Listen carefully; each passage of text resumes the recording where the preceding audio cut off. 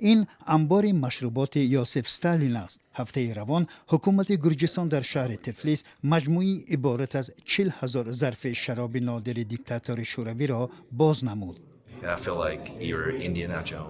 ویکتور چن برای آشنایی با این گنجینه اجازت گرفته است.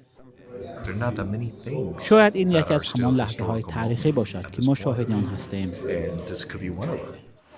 استالین که زاده گرجستان است، از سال 1924 تا سال 1953 رهبری اتحاد شوروی را بر دوش داشت. به قول تاریخ شناسان، استالین دوستدار مینوشی و جمع‌آوری انواع مختلف مشروبات بوده است.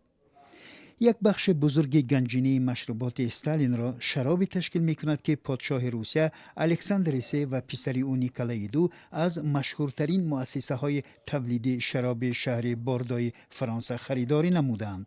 سال 1917 در پی انقلاب بولشویکی ذخیره شراب پادشاه روسیه مصادره و استالین نگهبان آن تعیین شد. با مرور زمان استالین به این مجموعه نوع‌های گوناگون شراب گرجی را همراه کرده است.